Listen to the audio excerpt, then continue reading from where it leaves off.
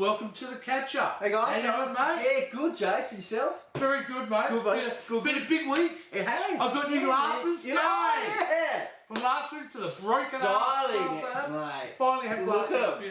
Can you see now? I can see you. And here I thought we were good looking, and I got these glasses, and oh my god! Looking in a mirror.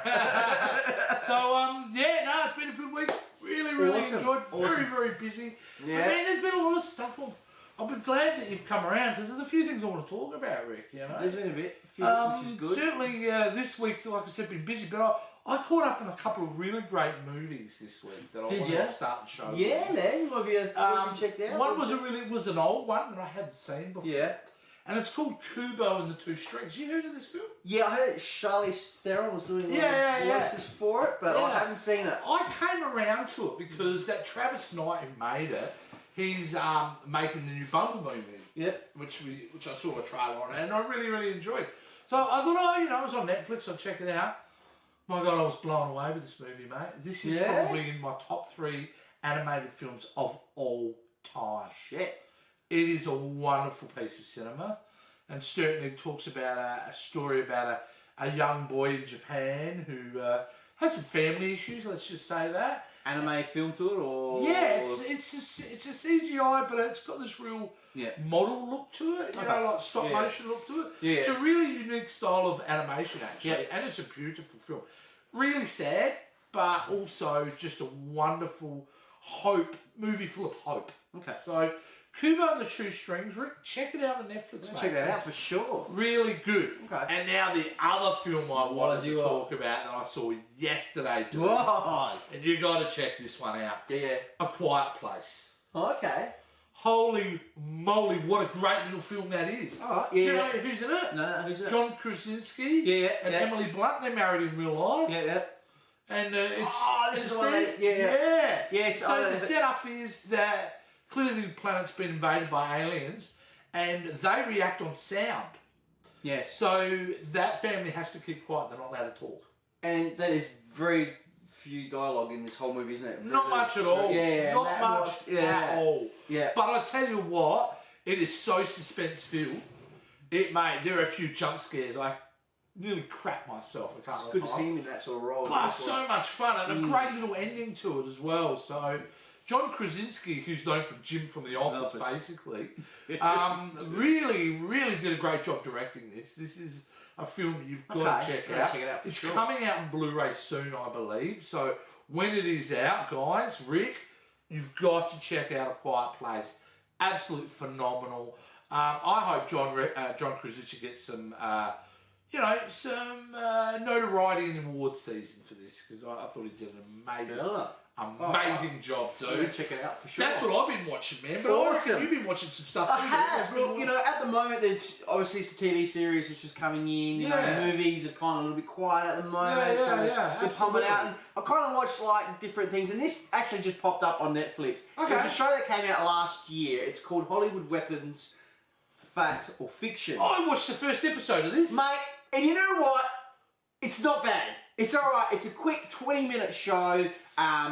Basically, it's a show. It's hosted by a green ops, special ops guy who's been in the special forces for 25 years. And he takes iconic movie scenes and with weapons and so forth and try and recreate it and to let us know if it's true, like a Mythbusters type feel of it.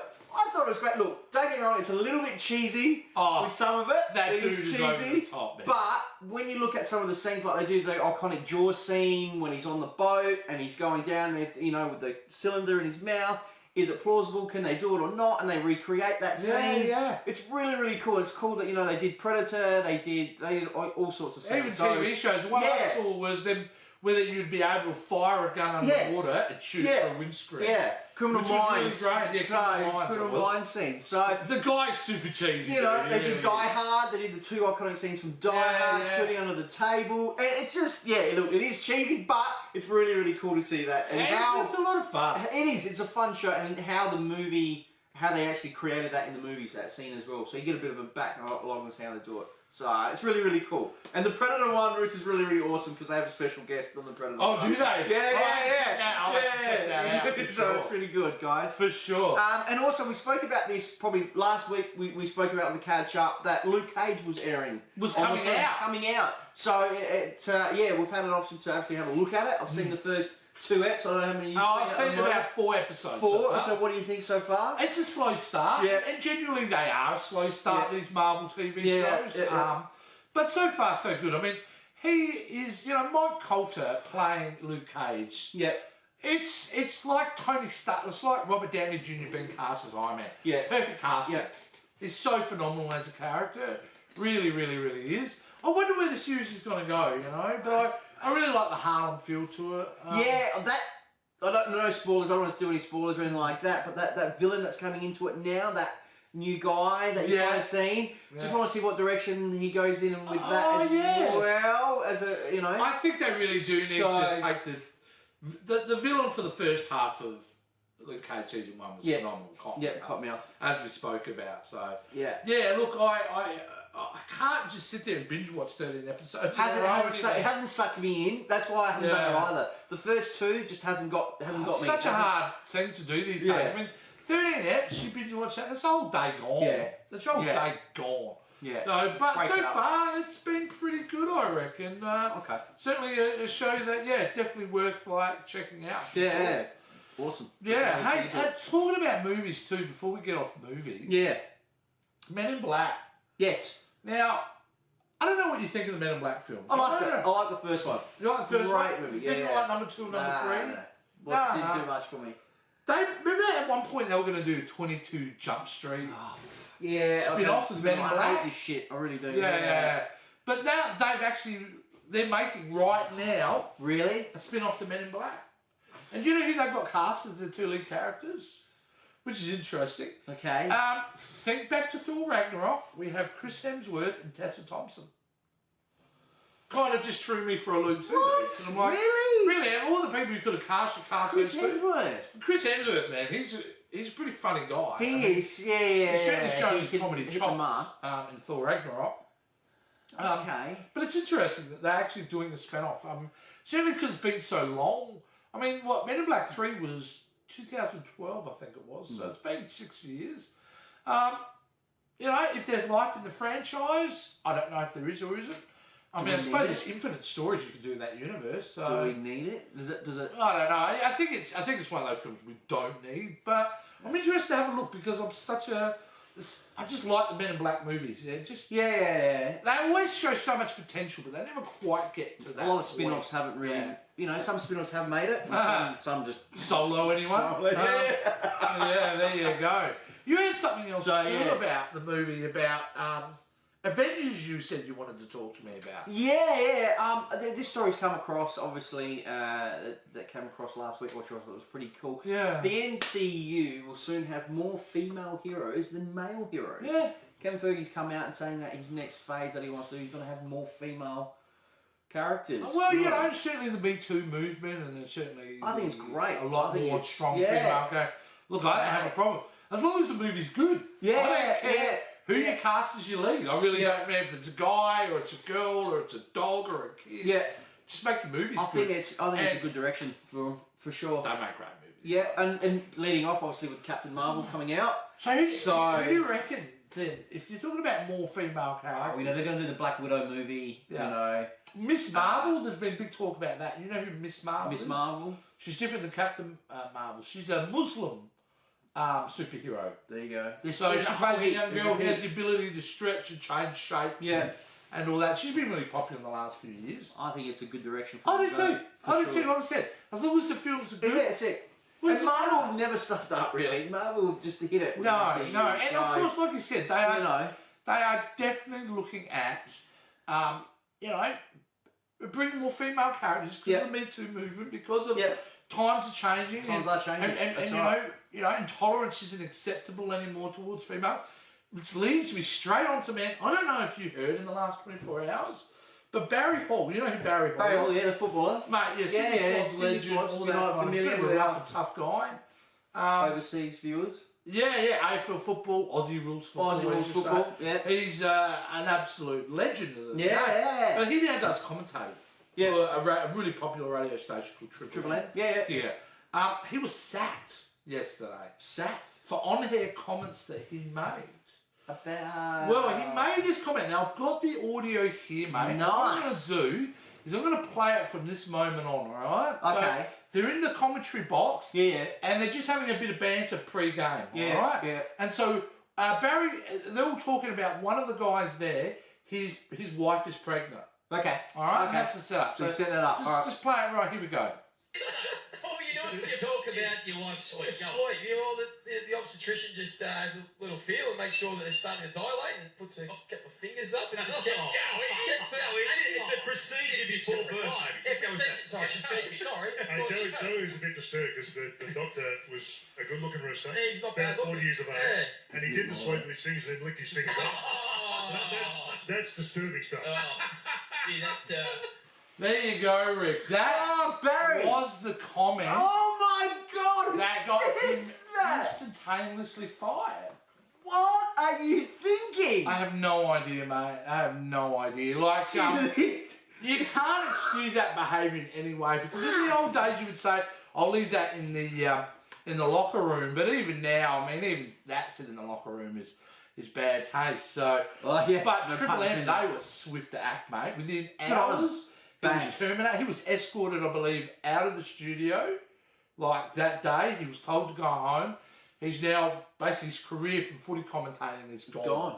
What's he going to do now? I don't know. You know, I don't mean what are they? Well, the thing is, what it is it's interesting because, You can't make. like I said, maybe 3 years ago, this would have been. He goes away for a little bit. He says sorry publicly. He says he learns from it. He moves on, but not anymore. Nah. I just like because they're so swift to act with this type of behaviour.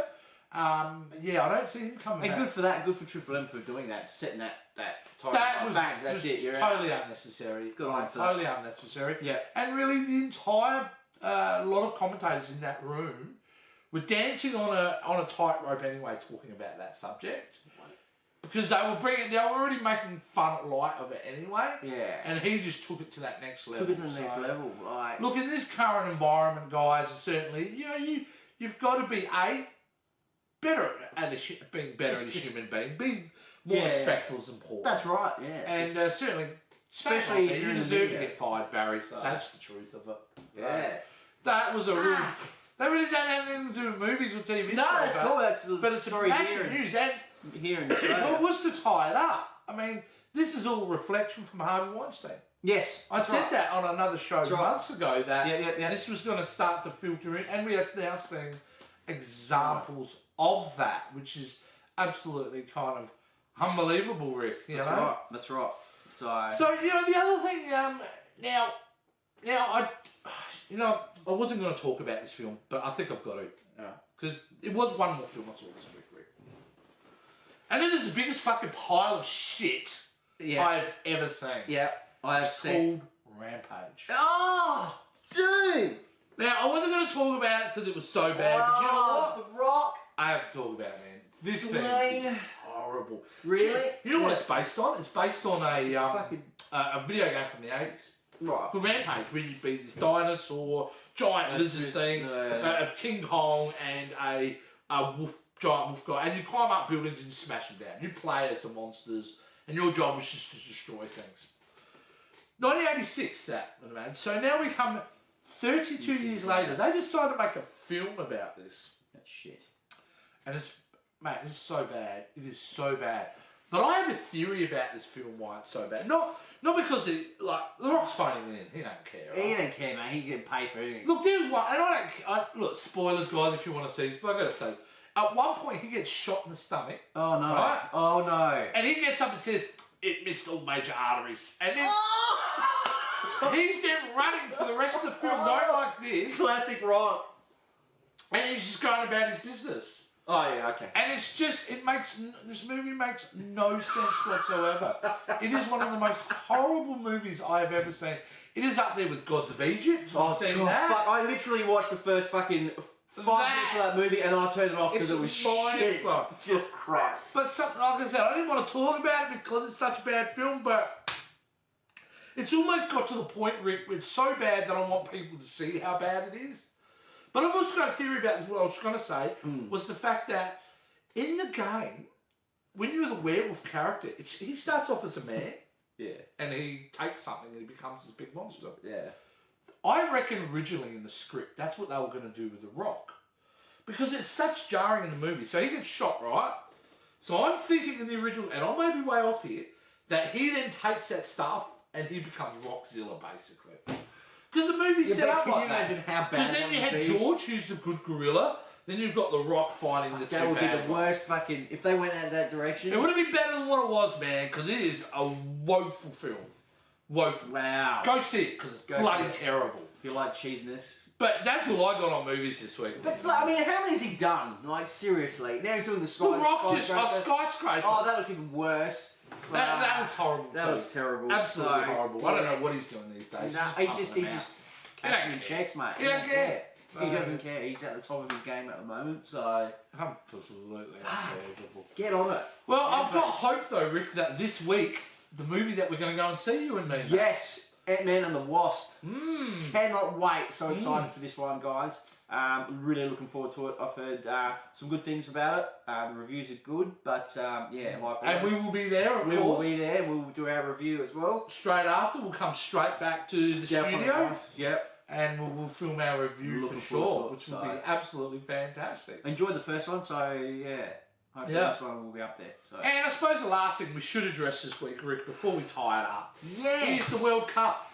Yes. The World Cup. What's happening in the World Cup? Last time Australia didn't go far. Australia just got bagged. They're out. No, and didn't the knives come out for Australia? Oh, they were just So what about old Timmy Cahill? Just doesn't get any time on the field. You know, they were going on about, Timmy Cahill, this is going to be his last time he's going to do it and blah, blah, blah. And now, Yeah. It's a lot of pressure. Yeah. It's a lot of pressure. Even when you're an elite athlete, people, we could all sit here behind the TV and start yelling at the TV going, oh yeah, I can do that, no, you should be doing this and that. But, what goes through their minds? And they're playing top grade athletes up there in the World Cup. Yeah, so, they are. $1 billion team. The Mexicans for a start. Yeah, well, especially with that hooker power that they've got. So, maybe we should have done that. I'll tell you who my tip to win. Who's that? France. France? I think are definitely playing some good football at the moment. So I think they'll be my pick because we know Germany. Germany, mate. Boom. They were another side. Crash. They were the. Which is good. I like to see that. These top teams are knocked out, and hopefully we're going to see some underdogs come in. But hopefully we get some. Because a lot of the matches I've seen clips for and watched some of the games really haven't been that spectacular. No. So. But we're coming up to the first round's kind of done now. That's it now. We're all in the finals now. We're all in the finals, so it should be huge. But, look, big shout out to Australia. They did what they could and, Yeah. That's... We suck here in Australia for being... we've got tall poppy syndrome type of thing. Anyone that gets too famous, we'll have to cut them down. And sporting, we're a bit harsh on our sports people, I would say, too. Yeah, we are, yeah. I totally agree with that. We sometimes are... say some things that should not be said. No, exactly. But that's really it. That's Rick. It's been great catching up with you as always, Jay. You too. We've got a big week coming up. We do. Looking forward to it. We've got a ton of retro trailer reactions. Yes, guys. Which we really want to talk about as well. It's something that Rick came up with an idea about a year ago about this. Yeah, we did. So we did them a little bit, but we really pushed it into full. So we called it. We called it old school trailer reaction. So if you guys are following our channel, you'd see that we've got old school trailer reaction. So now we've rebranded refreshed it, and Yeah. So everybody does trailer reactions. Yeah. We do too, but how about what's in some of those trailers that you haven't seen? That's right. And that's what's about. So which is really, really great. All right, guys, that's about it for the catch up this week, guys. How do these folks out there talk to us? All you got to do is just give us a comment down below. Give us a like for the video. Also, we'd really appreciate if you just subscribe to our channel and just follow us all on our social media sites. This is easy and simple as that, guys. Great, guys. We want you to interact with us. Listen to this man. That's it. We will see you next week on the catch up. See ya.